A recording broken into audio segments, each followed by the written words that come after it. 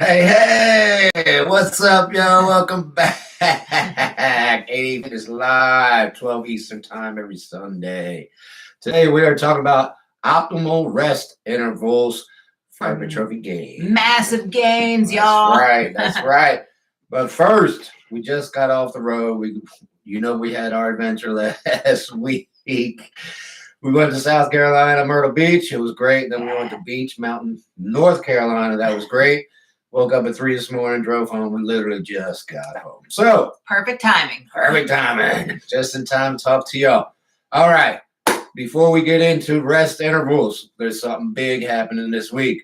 We had the big collab with Sam Stokes. In North Carolina last week. Those videos are going to drop Wednesday and Friday. Make sure you check them out. Fit Sam Stokes is his Instagram if you want to check him out before the videos drop. He's got a big Instagram. He's got a lot of followers and a very motivated Instagram. So make sure you don't miss it. Wednesday and Friday with Sam Stokes. All right, enough of that. All right, so today I'm pretty excited. We're going to deep dive into a crucial topic, especially if you're trying to gain muscle size, and that is how long do you need to rest before sets? Like, what is that sweet spot that you need to take that pause before hitting the weights again? And this has an easy answer, but there's a lot more to it. Yeah. Than 90 seconds. Right? Absolutely. So we are going to totally deep dive into that. We're going to talk about, one, why is rest intervals important? How do you apply that based on what type of program you're doing, whether you're doing strength, hypertrophy, endurance. And then James and I are going to actually give you some criteria that you can apply in a very practical way to figure out exactly how long you need to rest. And then we'll just go through some examples and how the number of sets might impact that for you. So it's definitely going to be a fun topic today. As we go through the content, remember, you can ask us anything. Like, we are here for you guys. So shoot us with those questions and we'll answer them in real time for you. That's right. You got us live. Absolutely. All right. So let's get into the importance of why rest intervals matters for hypertrophy. Sure.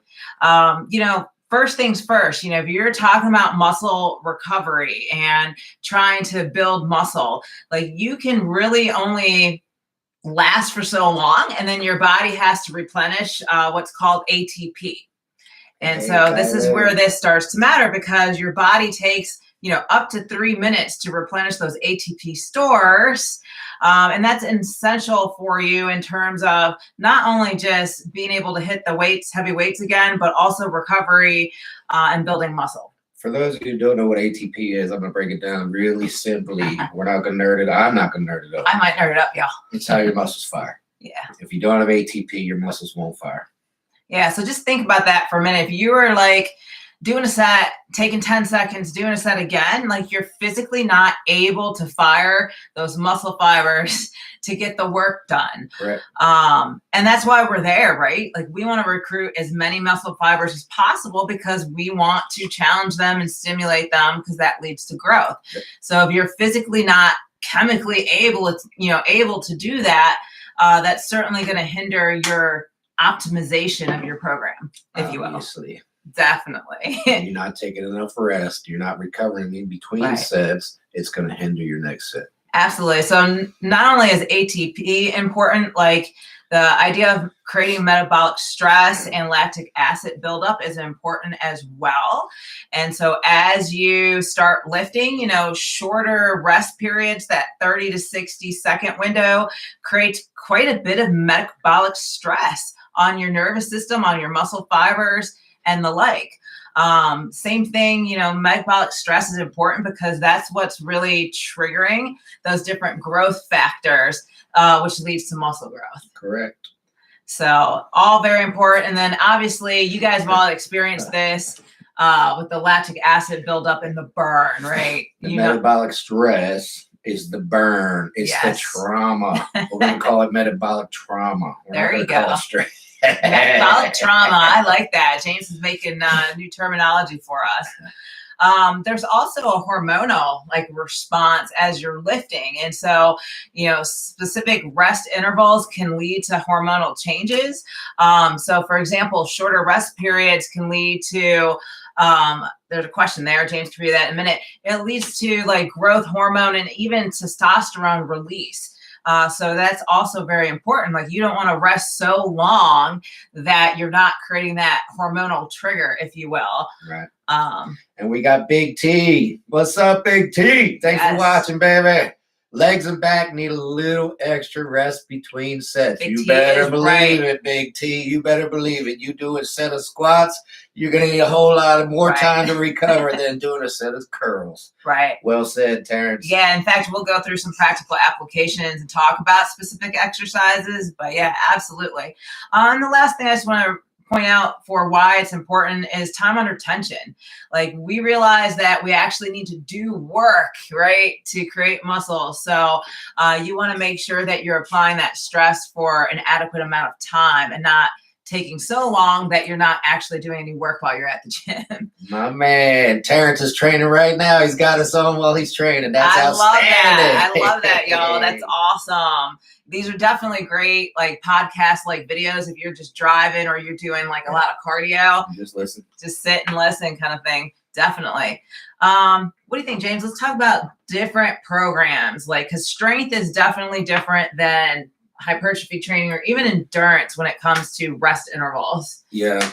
And we talked a little bit about this while we were making the outline. So training for strength, you're doing max weight for very low reps, 1 to 2 reps, max weight. Yeah. You're talking maximum weight. It's heavy, y'all. It's heavy. So 1 to 2 reps, you're not going to be too fatigued, but you're going to have to recover because it's maximum weight. Right. Not only do you need to recover, but you need to hype yourself up for the next set. Mm-hmm. You're not going to catch your breath and go, okay, I'm ready. Walk up to the bar with max weight and pick it up. No, you're going to have to give yourself a minute, build up that intensity, build up, get ready for that next set. If y'all remember, they asked Ronnie Coleman, why didn't you do another set of the front squats? And he said, I have to hype myself up for 15 minutes before I did that one set of 4. There's definitely a mental aspect to it, and I think we'll touch on that a little bit when we get to our criteria, for sure. But so yeah, I would say that it's pretty universally accepted that if you're doing a strength program where you're doing anywhere from 1 to 2 reps, like James said, all the way up to 5, it's about 3 to 5 minutes that you want to take before even attempting your next set where you're trying to add weight or add intensity in some way. Right. You don't want to rush it when you do max weight. You want to put everything you have into that max weight. And if you're out of breath, you're not putting everything you got into that next set. Definitely. Now, when it comes to hypertrophy, this is where the topic gets really interesting because it's a pretty, I would say, broad window. I would, most universally accepted, probably 30 to 90 seconds, but really we could be talking anywhere from 2 to 3 minutes if we're talking hypertrophy. And that's where, Big T was saying like, hey, when you're doing legs back, it's a little different. So we'll get into that. But yeah, there's definitely some truth there. The bigger the muscle group is that you're training, you might need a little longer.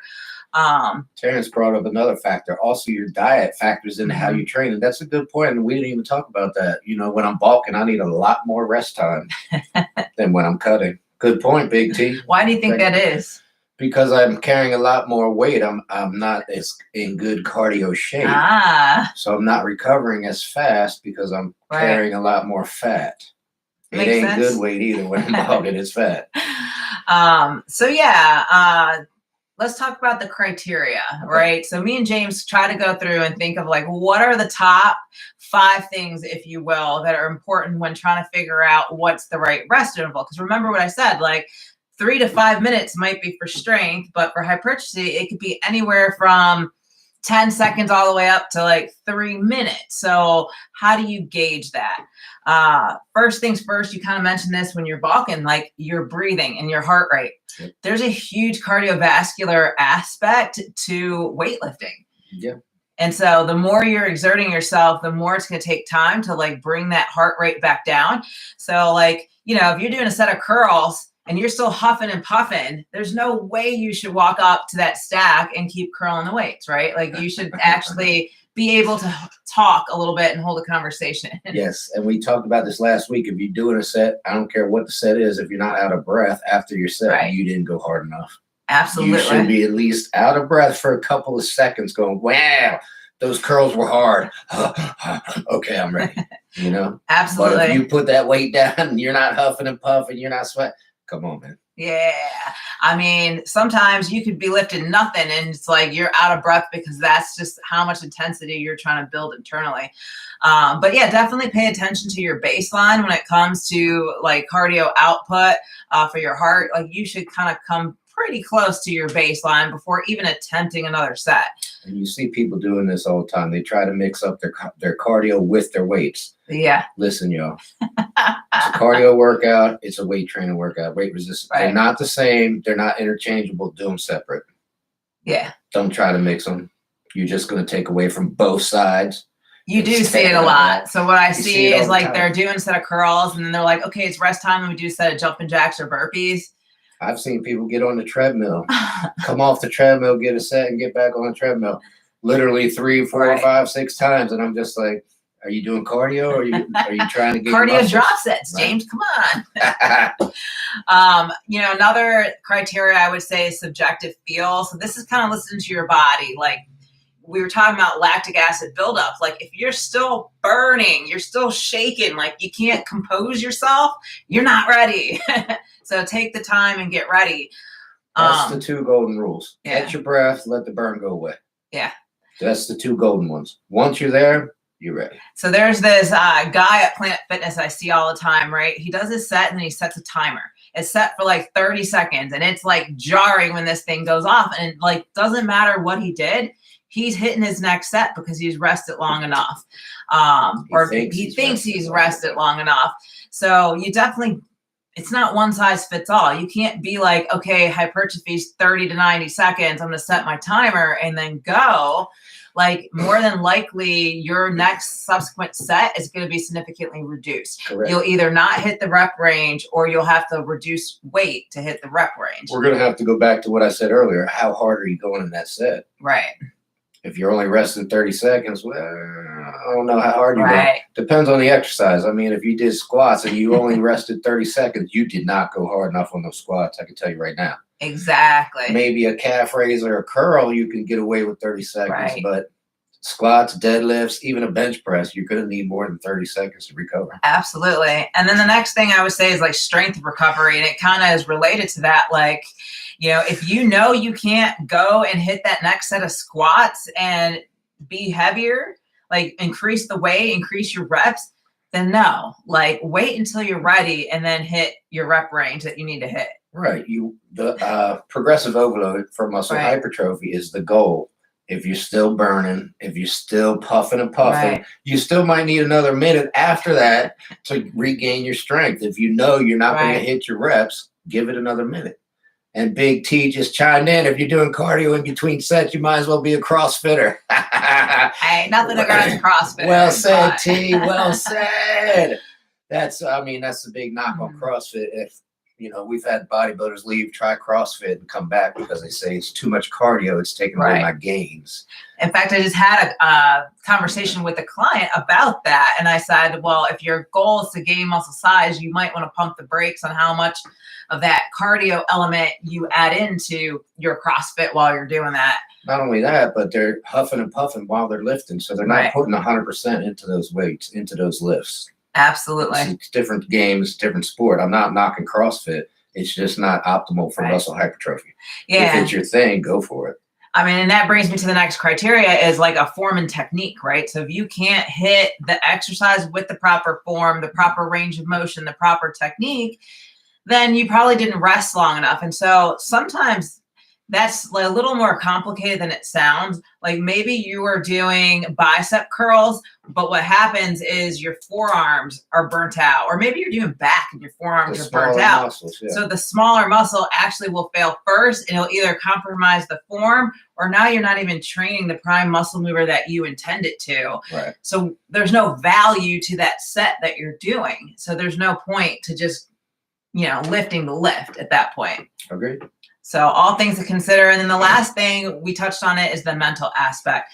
Like sometimes you have to hype yourself up so much that you just need to give yourself time to mentally wrap your mind around that lift. Yeah. And this, usually you see these on the big compounds, right? Like squat, deadlift, leg press, maybe like a bench press. Yep. Like it's those heavy, intimidating ones where you're like, man, if I mess up, I'm going to die. One of my favorite clients hypes himself up silently before squats or deadlifts. He'll close his eyes. 10 to 20 seconds and he's getting it, open his eyes and then hits the lift. But you're going to have to hype yourself up. Again, if you don't have to hype yourself up, you're probably using too light a weight. Yeah, I know I used to have to do this a lot when I was doing Mike Mentor high intensity training style, and you're trying to go for those really heavy lifts. It's like, sometimes it might take me 3 to 5 minutes just to be like, okay, I'm going to now do my one all out set, y'all. Yeah. You heard Ronnie Coleman, 15 minutes. He That took 15 minutes to hype himself up for that 800-pound front squat. Literally 15 minutes. He's going and just hyping himself up, getting ready for that lift, getting pumped up. So if you don't have to hype yourself up, you're probably lifting too light. Yeah. And so I was talking a little bit about the sets, like the number of sets you're doing can impact how long you need to rest too, right? So if you're doing fewer sets, like 2 to 3 sets only, then you could probably afford a little longer of a rest period in there. But if you're doing longer, rests, then you're probably, it's just not efficient for that at that point. You don't need to do that. So, and then more sets. Keep in mind, you're going to have diminished returns. I don't care how much rest time you're taking. If you're doing it properly, I'll give you 2 sets before you get diminished returns. Yeah. I mean, we're talking about 2 all-out working sets, right? We're not talking about like the little warm-up sets that you're doing ahead of time. But yeah, when you do more sets, I would say 4 or more, you could consider shorter rest intervals. So the overall work that you're doing is more. Kind of goes back to that time under tension aspect. So it's creating more metabolic stress as a whole because you're getting more work done in the training session is like another way to look at it. But it's a balancing act, y'all. You got to find kind of what works for you. So what I think Camille's trying to say is if you're doing more sets, take less rest. Right. And then you're going to build up more time under tension, more metabolic stress, et cetera, et cetera, et cetera. Right. So let's maybe talk about, there's definitely a difference between compound exercises and isolation. This goes back to what Terrence Hill was commenting on. Like if you're doing compound, squat, bench, leg press, your rest interval might be 2 to 3 minutes. Might be 5 minutes. It might be. It really might be. And it's because these exercises are recruiting so many different muscle groups. Like you're going to require more recovery time to hit that optimal performance again. Think about it. You're squatting 400 or 500 pounds for reps. You're not curling 400 or 500 pounds. Just the load on your body, the stress that creates, excuse me, it's going to really put a tag on your body. It's going to put a load on your body. You're going to have to recover. After a heavy set of squats, I usually sit down on the power rack. You see people lay down even. As soon as I get that weight off my back, I'm on there and I'm huffing and puffing. Oh my goodness. I can't believe I just got my reps. I blacked out for 3 of them, but I got them. Now I'm going to take probably 5 minutes to recover from that set. Absolutely. Now let's say, the inverse isolation exercises, the set of bicep curls, leg extension, calf raises. Well, this is where that 30 to 90 seconds might be more appropriate. Sure. Just remember the golden rule. Catch your breath, let the burn go away. Yeah. You got those 2 things, you're ready to go. And you're mentally prepared. And you're hyped. Yep. Right. And you're hyped up. But yeah, going back to isolation, I was looking at this video. It's Dr. Mike Renaissance. What's the rest of it? Periodization. Yes, Renaissance periodization. He was like talking about calf raises. He's like, all right, y'all, you do a set of 20 calf raises, you stop. It might be 10 seconds and that burned gone. It's not grueling.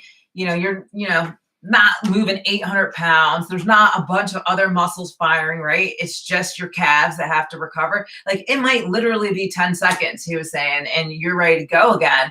But if you're talking about some kind of nasty lunge with 135 pounds on your back, that might be a little different.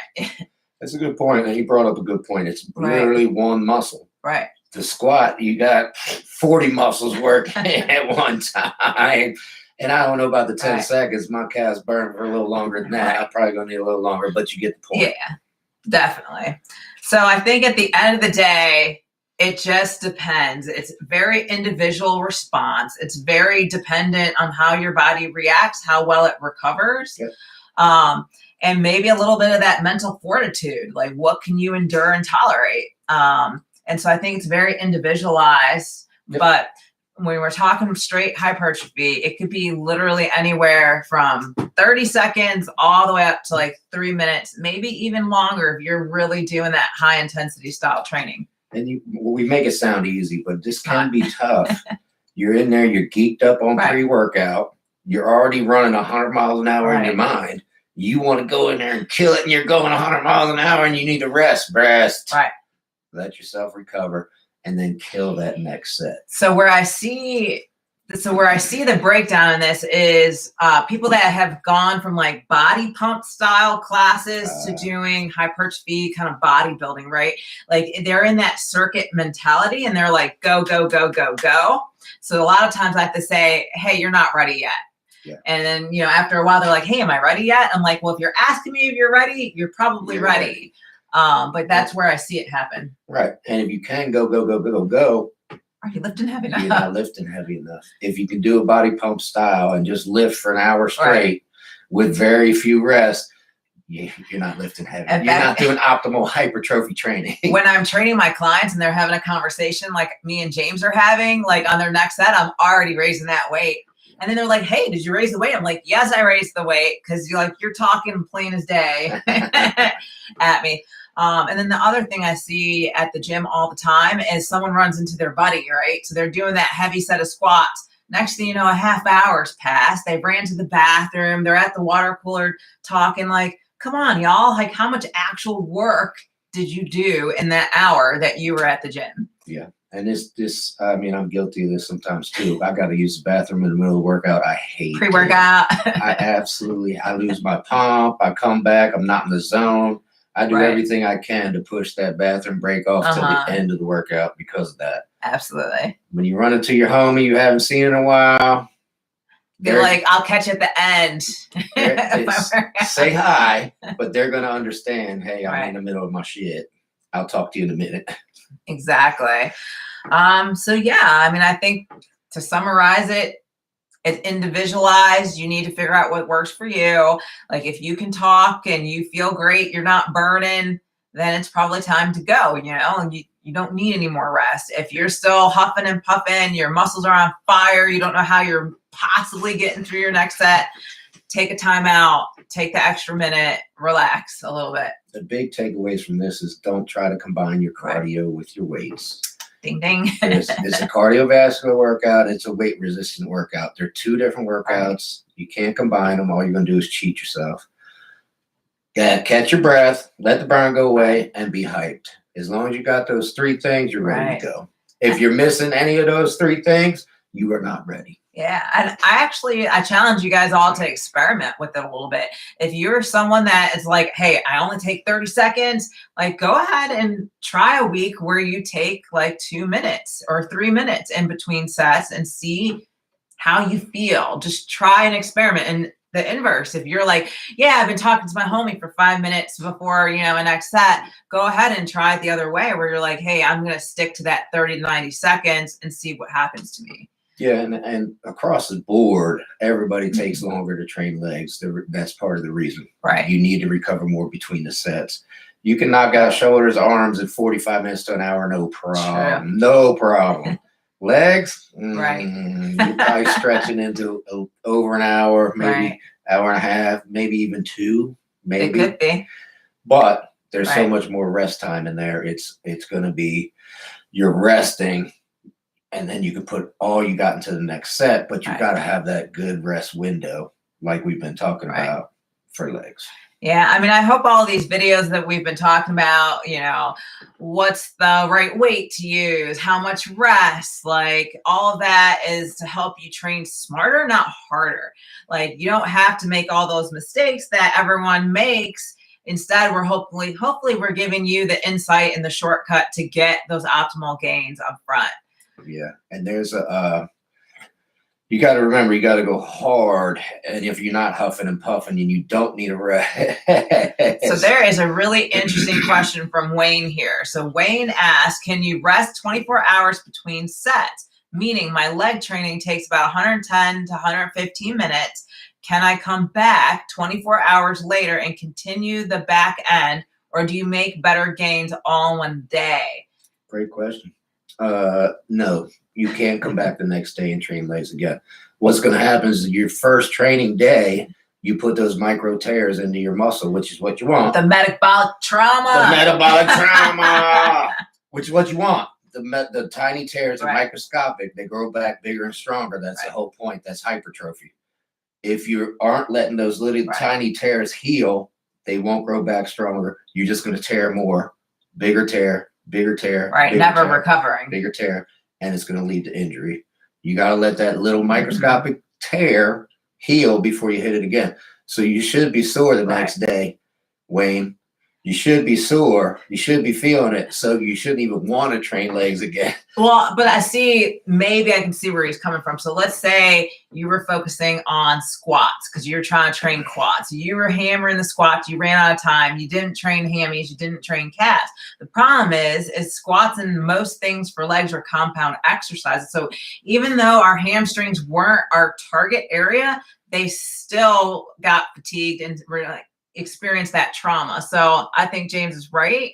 Like you want to take that time to recover for 24, even to 72 hours in there before hitting that muscle group again. You are correct. Even if you think you didn't hit hammies, you did. If you did leg press, lunges, squats, deadlifts, you still hit your hammies. Yeah. So no, I think same thing, Wayne, like definitely like you wouldn't want to hit leg press and then the next day hit squats or something else because those muscles were still worked, even though they may not feel like they were. Yeah. Why are you running out of time, my man? Give yourself some more time. Get there earlier, my man. Do whatever you got to do. I get it, Wayne. It's challenging sometimes. It really is. It is. And I get it too.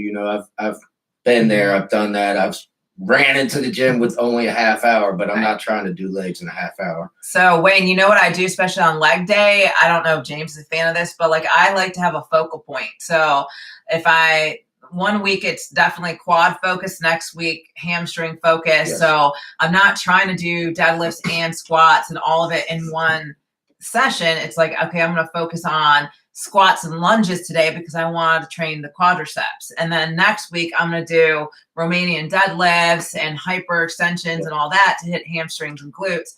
So I can focus on one thing. Yeah, we do the same. We alternate either hamstring focus or quad focus, but they're all compound lifts and you're hitting them all regardless. You're up in your sleep. That's fantastic. You should try to get 7 to 8 hours sleep. It's great for recovery. It's optimal. Absolutely. Yeah, I think the sleep aspect's overlooked a lot. People will put so much effort into their training program, and then it's like they're trying to cheat on sleep. So that's really great, Wayne. Yeah, we've talked about sleep before. Number one recovery thing is sleep. Get your sleep on. All right, Terrence said it's a myth. You can burn fat with training high reps, or is it training low reps more ideal? Hypertrophy 6 to 10. And it is a myth to some extent. So we talked about the body pump class, right? You can burn fat while you're lifting, doing the body fat. Sure. But you are not building muscle. Right. You're doing too many high reps. You're not taking rest. You're burning fat. You're doing cardio at that point. You're just doing it with weights. All right. And then we got another question from B Strong 276. Thanks for the question. How many exercises would you all recommend per body part? That's a good one. I mean, I usually try to do anywhere from 2 to 4. It depends on the intensity, right? Because sometimes, if you're going in, you're like, I'm hitting this all out chest press today. I'm going to get my 6 to 12 reps. I'm going to do my 3 to 4 sets. Like sometimes that's all I have to give, like I have stimulated my nervous system so much that I just don't have it left in the tank. Yeah. So I'll go home at that point. The universal answer is 3 to 4 sets, 6 to 10 reps per body part. Right. So you're doing 3 to 4 exercises, 3 to 4 sets each, 6 to 10 reps. That's universal though. But like Camille said, if you go in there and murder yourself in 2 exercises, don't be afraid to go home. Yeah, just go home. If the next 2 sets are going to be junk volume, just wrap it up. This actually happened just before we went on vacation. James and I were at lunch. I was training legs. I think he was training legs too. And then I know I hit like lunges and some kind of like Romanian deadlift, and we were doing something else, and I was like, something's wrong. Like I can't even just like move my legs to walk. Like my nervous system was done. Like I fatigued myself so bad in those 2 exercises. I was like, I can't do anymore. It's all junk volume at that point. Right. You're very welcome. Glad. Thanks for the question, Be Strong. Yeah, we love the questions, y'all. We're here for you guys. If you have questions, just fire them off. Like they can be completely unrelated to the topic, and we'll absolutely answer them. Big T killed the old school shoulder workout. Yeah. Feeling it for 4 days, but man, you did it right, baby. Sometimes going back to the basics is like what you need. That's what I love about James's old school bodybuilding series, for sure. I mean, we preach the fundamentals. We preach the basics. Mm-hmm. Same as any other sport. You got to master the fundamentals. You got to kill the basics. Absolutely. Especially like there's so many influencers tossing in different things. I even did a unique, exercise series, but the idea is not to do an entire workout of all unique one-off exercises. Like those are specialty things for specialty reasons. Right. So keep that in mind. Like as you build your programs, definitely stick to the fundamentals and the basics. Can't beat them. Absolutely. All right, y'all. Well, thanks for tuning in. If you really enjoyed this content, definitely hit that like button. We also have super thanks turned on, so you can contribute to us in that way too. Helps us get better video equipment and the likes. And we're here every Sunday at 12 Eastern, so definitely stop back next week. And in the meantime, check out all of our different video series. Yes. Thank you, Kylie, Terrence, Wayne, and Be Strong. Yes. Appreciate you watching and the questions. Very much so. All right. We'll see everyone next week. Bye, y'all. Thanks for tuning in.